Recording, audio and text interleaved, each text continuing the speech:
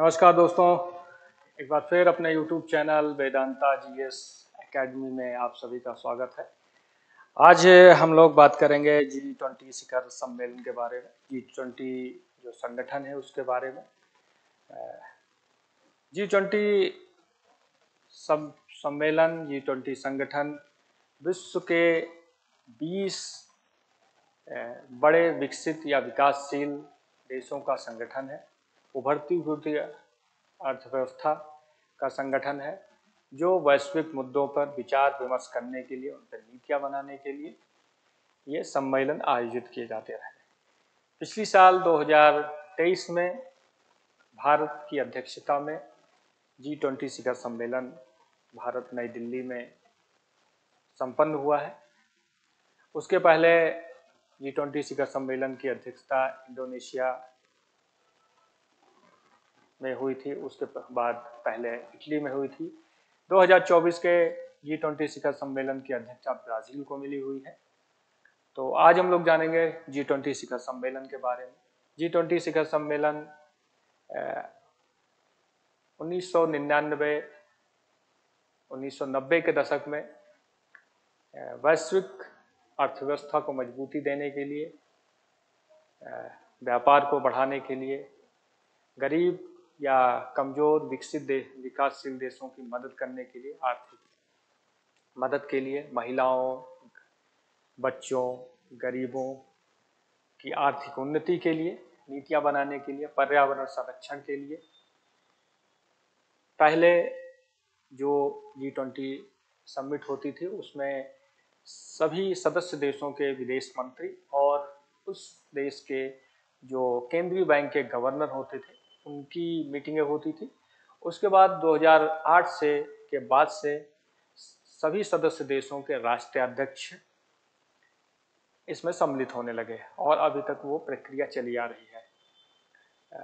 इसके अलावा कई सारे संगठन हैं, जैसे यूएनओ है, संयुक्त राष्ट्र संघ है, विश्व बैंक है, IMF है, और भी कई सारे जो क्षेत्रीय अंतर्राष्ट्रीय संगठन है वो भी उसमें सम्मिलित होते हैं।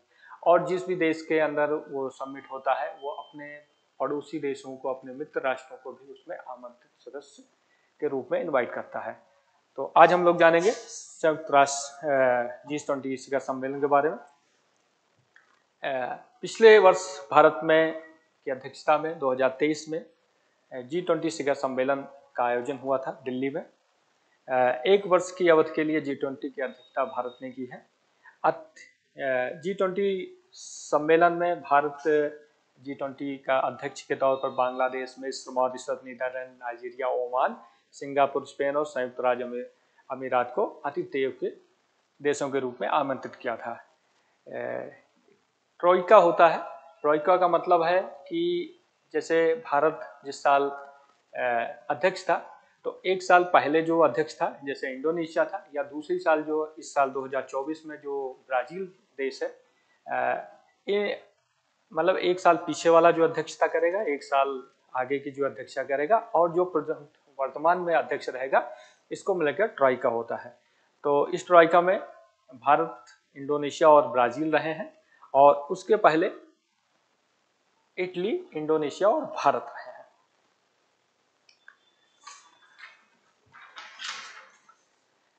इसकी जो भारत में G20 शिखर सम्मेलन हुआ था उसमें समावेशी विकास, न्याय संगत और सकल विकास, जीवन पर्यावरण के लिए जीवन शैली, महिला सशक्तिकरण, स्वास्थ्य, कृषि, शिक्षा, वाणिज्य, डिजिटल सार्वजनिक संरचना और तकनीकी क्षमता का विकास, कौशल मानचित्र, संस्कृति और परिवर्तन, जलवायु परिवर्तन, वित्त पोषण, चक्रीय व्यवस्था, वैश्विक खाद्य सुरक्षा, ऊर्जा सुरक्षा, ग्रीन हाइड्रोजन, आपदा जोखिम जैसे विषय सम्मिलित किए गए हैं। विकासात्मक सहयोग में आर्थिक अपराध के विरुद्ध लड़ाई और बहुपक्षीय व्यापार सुधार।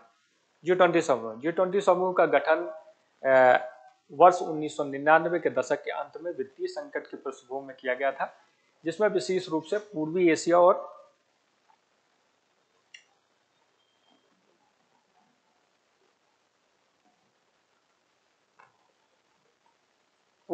और दक्षिण पूर्व एशिया को प्रभावित किया। उसका उद्देश्य मध्यम आय वाले देशों को शामिल करके वैश्विक वित्तीय स्थिरता को सुरक्षित करना, साथ में G20 देशों की दुनिया की कुल कुल 60% आबादी का प्रतिनिधित्व करता है। वैश्विक डीजीपी में 80% योगदान देता है और वैश्विक व्यापार में 75% शामिल है। G20 के जो सदस्य देश हैं उसमें समूह में अर्जेंटीना, ऑस्ट्रेलिया, ब्राजील, कनाडा, चीन, यूरोपीय union, France, Germany, Bharat, Indonesia, Italy, Japan, Mexico, रूस, सऊदी अरब और दक्षिण अफ्रीका, कोरिया गणराज्य, तुर्की, यूनाइटेड किंगडम और संयुक्त राज्य अमेरिका शामिल हुए। स्पेन को अतिथि के रूप में हर मीटिंग में आमंत्रित किया जाता है और जो भारत में की अध्यक्षता में जो G20 सम्मेलन हुआ है उसमें अफ्रीकी यूनियन को भी सदस्य देश के तौर में मान्यता दी गई है। अब इसकी संख्या 21 हो गई है। अध्यक्षता G20 की अध्यक्षता प्रत्येक वर्ष सदस्यों के बीच चक्रीय रूप से प्रदान की जाती है और अध्यक्ष पद धारण करने वाला देश पिछले और अगले अध्यक्षता के धारण के साथ मिलकर G20 का एजेंडा और निरंतरता सुनिश्चित करने के लिए ट्राइका बनाता है। इटली, इंडोनेशिया और भारत अभी ट्राइका देश मतलब पिछले ट्राइका देश थे और वर्तमान में इस समय जो ट्राइका बना है वो इंडोनेशिया, भारत और ब्राजील है, जिसकी अध्यक्षता अब ब्राजील कर रहा है। आदित्य G20 का कोई स्थायी सचिवालय नहीं है। एजेंडे को कार्यान्वयन और संबंध G20 देशों के प्रतिनिधियों द्वारा किया जाता है, जिसमें शेरपा की भूमिका महत्वपूर्ण रहती है। जो भी देश G20 की अध्यक्षता करता है उसमें शेरपा की महत्वपूर्ण भूमिका रहती है। समूह का प्राथमिक जनादेश अंतर्राष्ट्रीय आर्थिक सहयोग के लिए, जिसमें दुनिया भर के भविष्य में वित्तीय संकटों को रोकने के विशेष प्रयास जोड़ दिया जाता है। यह वैश्विक आर्थिक एजेंडा को आकार देना महत्वपूर्ण भूमिका निभाता है। वर्ष 1999 से 2000 के बीच में जो G20 सम्मेलन होते थे उसमें केंद्रीय बैंकों के गवर्नर और वित्त मंत्रियों के समूह से लेकर राज्यों के प्रमुखों तक के मंच को प्रदान किया गया है। 2000 के बाद राष्ट्रीय अध्यक्ष अब इसमें सम्मिलित होते हैं। यह एक अंतर सरकारी मंच है जिसमें 20 संप्रभु राज्य, अफ्रीकी संघ और यूरोपीय यूनियन शामिल है। यह विश्व अर्थव्यवस्था के संबंधित प्रमुख मुद्दों को अंतर्राष्ट्रीय वित्तीय, जलवायु परिवर्तन, स्वास्थ्य, कृषि, ऊर्जा, पर्यावरण, भ्रष्टाचार, अनुसंधान, विकास। G20 विश्व की अधिकांश सबसे बड़ी अर्थव्यवस्थाओं के वित्त मंत्रालयों से बना है, जिसमें औद्योगिक विकास विकासशील देशों में शामिल है और यह सकल घरेलू उत्पाद का 80%, अंतर्राष्ट्रीय व्यापार का 75%, वैश्विक जनसंख्या का 60% इसमें समाहित है। G20 की स्थापना 1900 में एशियाई वित्तीय संगठन के बाद वित्त मंत्रियों और केंद्रीय बैंकों के गवर्नरों के रूप में इसकी बैठकें होती थी। इसके बाद सदस्य के रूप में शासन प्रमुख या राष्ट्र प्रमुख, वित्त मंत्री अथवा विदेश मंत्री और उच्च पदस्थ अधिकारी शामिल होते हैं। यूरोपीय संघ का प्रतिनिधित्व यूरोपीय आयोग और यूरोपीय केंद्रीय बैंकों द्वारा किया जाता है। अन्य देशों में अंतर्राष्ट्रीय संगठनों और सहकारी संगठनों को शिखर सम्मेलन में सहभागिता योग बुलाया जाता है। 2007 से 9 के वित्तीय संकट के प्रकलन में G20 को राष्ट्र शासन प्रमुख के स्तर तक उन्नत किया गया और 2009 से यह अंतर्राष्ट्रीय आर्थिक सहयोग के हेतु प्रमुख मंच के रूप में नामित किया गया है। G20 नई दिल्ली के शिखर सम्मेलन 2023 में भारतीय प्रधानमंत्री नरेंद्र मोदी ने घोषणा की कि अफ्रीकी संघ को भी इसमें शामिल किया जाएगा। अफ्रीकी संघ को भी G20 के सदस्य के रूप में शामिल किया जाएगा, जिसमें अफ्रीकी की संख्या 21 हो गई है। सदस्य 2023 के अनुसार समूह में 21 सदस्य हैं, जिसमें पहले ही बताया है अर्जेंटीना, ऑस्ट्रेलिया, ब्राजील, कनाडा, चीन, France, Germany, Bharat, Indonesia, Italy, Japan, Mexico, रूस, सऊदी अरब, दक्षिण अफ्रीका, दक्षिण कोरिया, तुर्की, यूनाइटेड किंगडम, संयुक्त राज्य अमेरिका, यूरोपीय संघ और अफ्रीकी संघ। अतिथि आमंत्रित देशों में जो भारत ने आमंत्रित किया था उसमें स्पेन, संयुक्त राष्ट्र, विश्व बैंक और आसियान शामिल, ये संगठन शामिल थे। जो भी देश की अध्यक्षता करता है G20 की, वो अपने अगल बगल के जो मित्र राष्ट्र होते हैं उनको, या जिससे उसके प्रगाढ़ संबंध होते हैं उनको, वो मित्र राष्ट्रों को भी इसमें आमंत्रित करते हैं। G20 सम्मेलन में प्रतिनिधियों में के तौर पर 19 देशों के प्रतिनिधि शामिल होते हैं और एक यूरोपीय संघ शामिल होता है। नेताओं के शिखर सम्मेलन 19 देशों के नेताओं, यूरोपीय संघ के नेता शामिल होते हैं और मंत्री स्तर की बैठकें भी होती हैं। सभी देशों के वित्त मंत्री और उस देश के जो केंद्रीय बैंक होता है उसके जनरल भी इन मीटिंगों में शामिल होते हैं। प्रत्येक वर्ष स्पेन को इसमें अतिरिक्त सदस्य के रूप में बुलाया जाता है। G20 अतिथियों में आसियान देशों के अध्यक्ष, अफ्रीकी देश, अफ्रीकी संघ के अध्यक्ष, जो अफ्रीका के विकास के नई साझेदारी प्रतिनिधि और एक देश, कभी कभी एक से अधिक देश G20 की अध्यक्षता का प्रत्येक बार आमंत्रित किया जाता है, जो आमतौर पर अपने ही क्षेत्र से होते हैं। 21 सदस्यों के अतिरिक्त कई अंतर्राष्ट्रीय मंचों और संस्थाओं के प्रमुख कार्यकारी G20 में सम्मिलित होते हैं।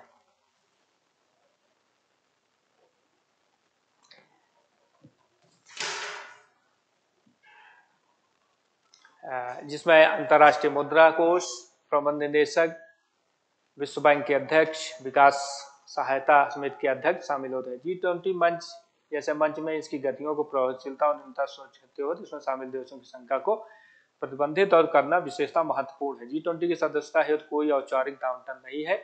इसकी स्थापना के बाद समूह की संरचना बदलती रही है। इसमें नए नए 10 देशों को शामिल किया जाता रहा है।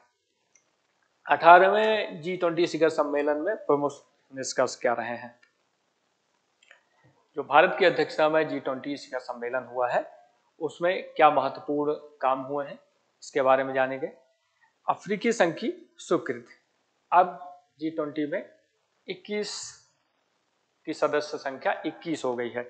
इस मंच में विकासशील देशों का प्रतिनिधित्व बढ़ाने के लिए महत्वपूर्ण कदम के रूप में G20 देशों ने अफ्रीकी संघ, अफ्रीकी यूनियन AU को स्थायी सदस्य के रूप में शामिल करने का निर्णय लिया है।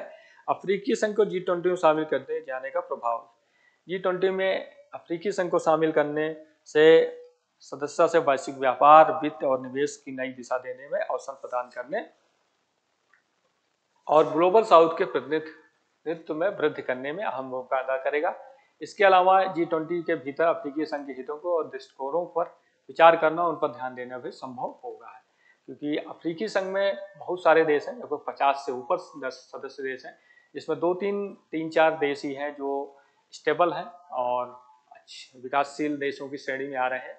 बाकी गरीबी से जूझ रहे हैं, वहाँ बेरोजगारी, गरीबी,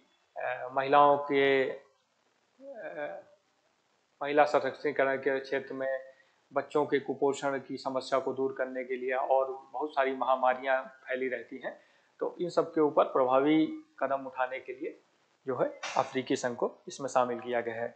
इसके अलावा वैश्विक जैव ईंधन गठबंधन, भारत की अध्यक्षता में एक ये काम हुआ है।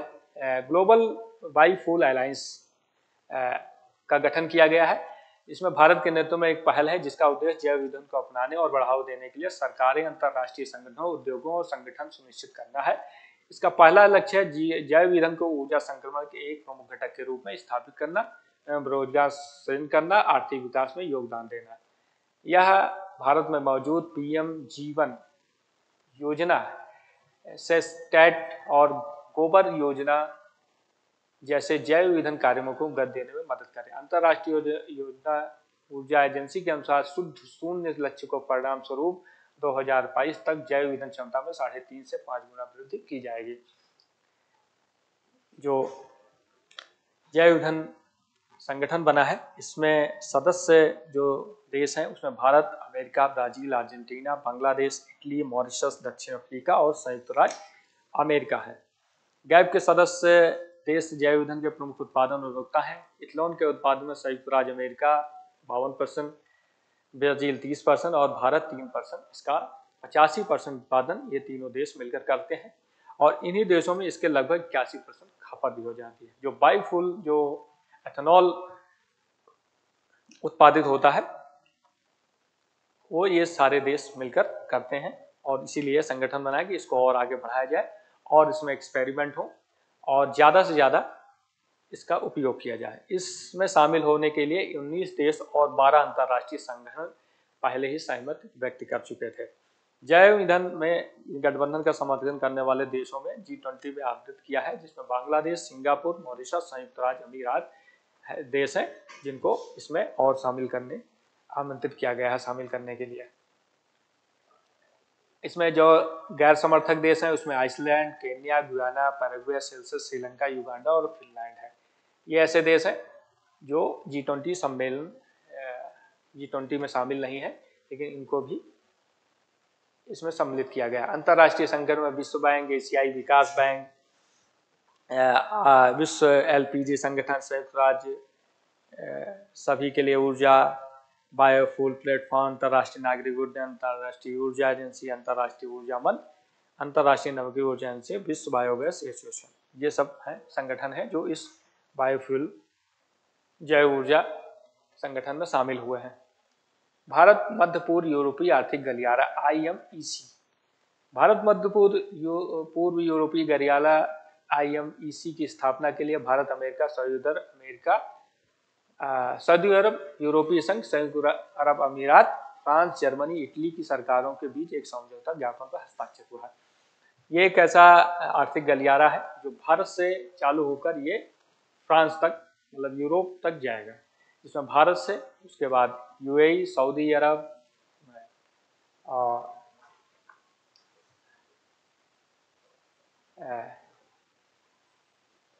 यूरोपीय संघ, संयुक्त अरब अमीरात, मतलब इन मध्य पूर्व एशिया को जोड़ते हुए यूरोप तक ये आर्थिक गलियारा बनाएगा।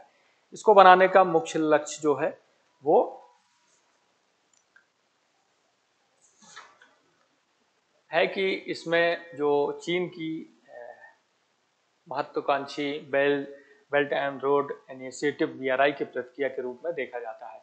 जैसे चीन अपने इंफ्रास्ट्रक्चर को बढ़ावा देने, अपने व्यापार को बढ़ावा देने के लिए BRI योजना लागू की है। बहुत सारे देश इसमें सम्मिलित हुए हैं, जिसमें रोड, रेलवे, जल परिवहन के सभी साधनों को सम्मिलित करते हुए एक इंफ्रास्ट्रक्चर डेवलप करना स्टार्ट किया है, जिसकी काट के लिए भारत और इन सभी देशों ने अमेरिका, सऊदी अरब, UAE, फ्रांस, इटली, जर्मनी, ये सब सारे देश मिलके इसको बनाने के लिए ये IMCI वैश्विक संरचना और partnership of global infrastructure investment PGI नामक एक व्यापक पहल का हिस्सा बने हैं। PGI को सबसे पहले 2021 में ब्रिटेन में आयोजित G7 शिखर सम्मेलन के दौरान पेश किया गया। इसका मुख्य सार्वजनिक तौर पर निजी निवेश के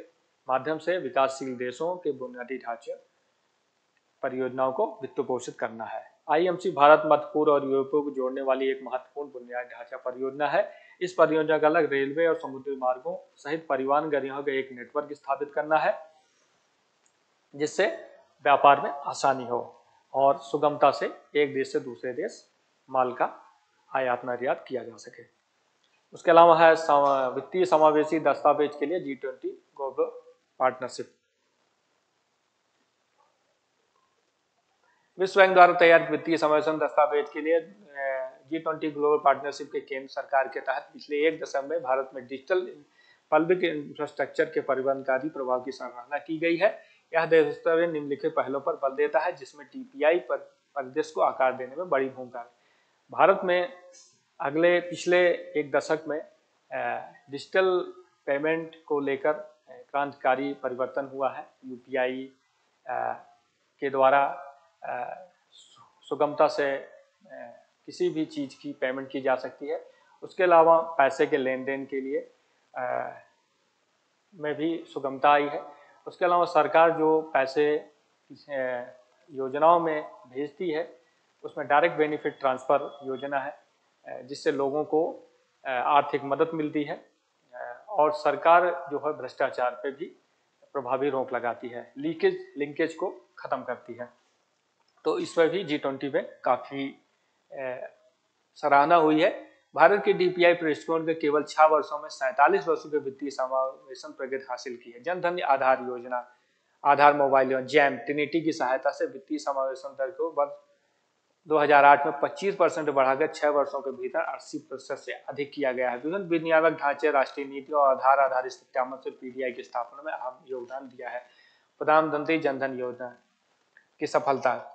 प्रधानमंत्री जनधन योजना जो पहले 0 बैलेंस पे खाते खोले गए और उसके बाद सारी सरकारी जो भी लाभ है वो इनके माध्यम से आधार के द्वारा जो है, आधार सत्यापन के द्वारा लोगों के बैंकों में अकाउंट में डायरेक्ट बेनिफिट ट्रांसफर किया जाता है। PMJDY खातों की संख्या 147.2 मिलियन मार्च 2015 से 3 गुना बढ़कर 442 मिलियन जून 2022 तक हो गई। इसमें 96% खाता धारक महिलाएं हैं, अर्थात इनकी संख्या 206 मिलियन से अधिक है। अप्रैल 2023 से 12 मिलियन से अधिक ग्राहकों को आकर्षित करते हुए पीएम जनधन योजना ने कम आय वाली महिलाओं को बचत को बढ़ावा दिया है। सरकार ने G2 पे भुगतान, भारत के डिजिटल G2 पे आर्किटेक्चर ने 53 मंत्रालयों के 112 योजनाओं के माध्यम से लाभार्थियों को 311 मिलियन अमेरिकी डॉलर से अधिक की सुविधा प्रदान की है। इसके माध्यम से मार्च 2022 तक 33 मिलियन अमेरिकी डॉलर की कुल बचत की गई है, जो DGP के 1.14 के बराबर है। मतलब इतना पैसा सरकार ने लीकेज होने से बचाया है, नहीं ये पैसा भ्रष्टाचार की भेंट चढ़ जाता है। एकीकृत भुगतान इंटरफेस UPI के उपयोग से उत्तरोत्तर वृद्धि। मार्च 2023 में 9.41 बिलियन से अधिक UPI लेन देन हुए, जिनकी कीमत 14.89 ट्रिलियन रुपए थी। वर्ष 2022-23 में UPI लेन देन भारत की नॉमिनल DGP के 50% के करीब पहुंच गया है। इसके अलावा इसमें जो निजी क्षेत्र की दक्षता है, DPI ने डिजिटल लागत और समय को कम करते हुए निजी संगठनों के संचालन को सुव्यवस्थित किया है। कुछ NBFCs ने 8% अधिक SME ऋण रूपांतरण दर, मूल्यह्रास लागत में 65% बचत और धोखाधड़ी का पता लगाने में 66% लागत की कमी हासिल की है। DPI उपयोग के साथ भारत में बैंकों के ग्राहक ऑनबोर्ड लागत 23 अमेरिकी डॉलर से घटकर 0.1 अमेरिकी डॉलर हो गई है। KYC की अनुपालन लागत में कमी, अनुपालन लागत को 0.12 अमेरिकी डॉलर से घटकर 0.6 अमेरिकी डॉलर किए जाने के से कम आय वाले ग्राहक अधिक आकर्षित। सीमा पार भुगतान, एक देश से दूसरे देश में जो भुगतान प्रणाली थी, उसमें UPI पे नाउ लिंकेज के कारण सिंगापुर के साथ सीमा पार से त्वरित और सस्ते भुगतान सुनिश्चित हुआ है। अकाउंट एग्रीमेंट फ्रेमवर्क, 13.46 मिलियन सहमत के साथ डेटा साझा करने के लिए 1.13 बिलियन खातों को सक्षम किया गया है। Data empowerment and protection architecture DEPA, यह व्यक्तियों को उनके डेटा पर नियंत्रण प्रदान करता है, नवाचार और प्रस्तुतता को बढ़ावा देता है।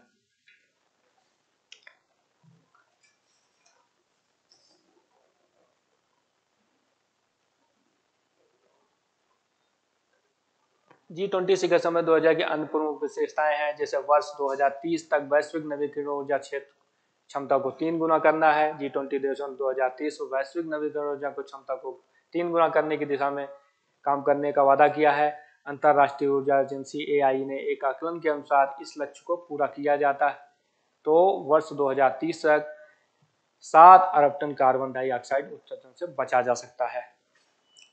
यह ग्लोबल वार्मिंग को 1.5 डिग्री सेल्सियस तक सीमित करने के वैश्विक प्रयासों के अनुरूप है। यह जीवाश्म ईंधन की से स्वच्छ ऊर्जा विकल्पों की ओर महत्वपूर्ण संकल्प का प्रतिनिधित्व करता है। इससे पेरिस समझौते के उद्देश्यों को प्राप्त करने में भी सहायता मिलेगी। वैश्विक खाद्य सुरक्षा और पोषण में प्रतिबद्धता, G20 के नेतृत्वकर्ता खाद्य और ऊर्जा की कीमतों सहित बढ़ती कमोडिटी कीमतों जो जीवन यापन में दबाव में योगदान करती हैं का समाधान करने में महत्वपूर्ण समझते हैं। वैश्विक चुनौतियों, कमजोर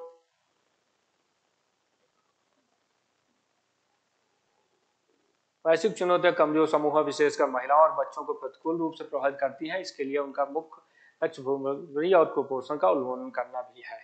G20 घोषणा पत्र में मानवीय पीड़ा और यूक्रेन युद्ध से चलती वैश्विक खाद्य एवं ऊर्जा सुरक्षा, आपूर्ति श्रृंखला, मुद्रास्फीति और आर्थिक स्थिरता पर पड़ने वाले प्रभावों पर प्रकाश डाला गया है। G20 देशों ने ब्लैक सी ग्रेन पहल के समयबद्ध और पूर्ण कार्यान्वयन पर आह्वान किया है। G20 की अध्यक्षता के दौरान कृषि कार्य समूह ने 2 पहलुओं पर ऐतिहासिक सहमति प्राप्त की है, खाद्य सुरक्षा और पोषण पर। दक्कन G20 उच्च स्तरीय सिद्धांत और महर्षि नामक कदम पहल, खाद्य सुरक्षा और पोषण पर उच्च स्तरीय सिद्धांतों के तहत 7 सिद्धांतों के अंतर्गत मानवीय सहायता, खाद्य उत्पादन, खाद्य सुरक्षा, नेट कार्यक्रम, जलवायु स्मार्ट दृष्टिकोण, कृषि खाद्य प्रणालियों की स्वायत्तता एवं स्वास्थ्य दृष्टिकोण के क्षेत्र का डिजिटीकरण एवं कृषि में जिम्मेदार सार्वजनिक और निजी निवेश को बढ़ावा देना भी शामिल किया गया है। G20 देशों ने पारदर्शिता में वृद्धि करने के लिए कृषि कदम सूचना प्रणाली और पृथ्वी अवलोकन वैश्विक निगरानी कृषि कार्यकारी नागरिक समूह का भी गठन करने का प्रयास किया है।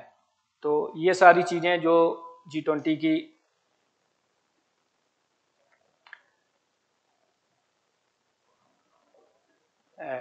भारत में नई दिल्ली में जो इसकी बैठकें हुई थी, इसमें इन सारे मुद्दों को शामिल किया गया था और इस पे आगे बढ़ने का प्रयास करने का वादा किया गया है। तो दिल्ली भारत की अध्यक्षता में जो G20 शिखर सम्मेलन हुआ था, उसमें कई सारी पहलें शामिल की गई हैं, जिसमें मुख्य रूप से साउथ अफ्रीकी जो यूनियन है उसको 21वें देश के रूप में शामिल किया गया है। उसके अलावा जैव ईंधन के क्षेत्र में काम करने सुनिश्चित किया गया है। उसके अलावा एक भारत और मध्य पूर्व एशिया और यूरोप को जोड़ने के लिए एक इंफ्रास्ट्रक्चर परियोजना को करने पर सहमत बनी है। उसके अलावा भारत में जो डिजिटलीकरण हुआ है, डिजिटलकरण हुआ है, यूपीआई से लेन देन हुआ है, जो जनधन खाते खुले हैं, महिला सशक्तिकरण पे काम हुआ है, सरकार की जो योजनाएं हैं उनका लाभ सीधे लोगों तक पहुंचे, इस पे जो काम हुआ है भ्रष्टाचार रहित, उस पे भी G20 देशों ने सहमति व्यक्त की है और उसकी उन्होंने बढ़ाई भी की है। तो ये सारे काम हुए हैं। उसके अलावा कृषि क्षेत्र में खाद्य आपूर्ति श्रृंखला को मजबूत करना, गरीबी उन्मूलन, कृषि में डिजिटीकरण, इन सब बातों पे ही प्रकाश डाला गया है। तो भारत के नेतृत्व में जो G20 सम्मेलन हुआ था, इन सब बातों को उसमें शामिल किया गया है। इसके अलावा जो दूसरा 2024 का G20 सम्मेलन होगा वो ब्राजील की अध्यक्षता में होगा। G20 समूह जो है वो विश्व की 20-21 उभरती हुई अर्थव्यवस्थाएं हैं, जो विश्व में व्यापार, पर्यावरण, महिला सशक्तिकरण, भूखमरी से लड़ना, जलवायु परिवर्तन, कृषि विकास जैसी पहलों को वो शामिल करते हैं। इसमें सभी सदस्य देश जो है उस पर क्रियान्वयन, जो भी सहमतियां होती हैं, जो भी एग्रीमेंट होते हैं, उस पर आगे बढ़ने का प्रयास करते हैं और एक विकसित, समृद्ध और खुशहाल विश्व की कल्पना करते हैं। भारत में जो G20 शिखर सम्मेलन हुआ है, उसकी जो थीम थी वह वसुंधैव कुटुंबकम थी। इसकी थीम पर भारत ने काम किया। ये था G20 शिखर सम्मेलनों के बारे में, इसका गठन कैसे हुआ, इसमें कौन कौन से सदस्य देश हैं, इसके कार्य कैसे करती है, इन सब के बारे में आपने जाना। आगे और किसी विषय पे अगले वीडियो में उपस्थित होंगे। आज के लिए इतना ही। ये मेरा YouTube चैनल है, आप लोग इसको ज़्यादा से ज़्यादा लाइक करें, सब्सक्राइब करें, शेयर करें। इसका जो PDF लिंक है वो मैं अपने टेलीग्राम चैनल के लिंक को इसके डिस्क्रिप्शन और कमेंट बॉक्स में डाल दूंगा। धन्यवाद। जय।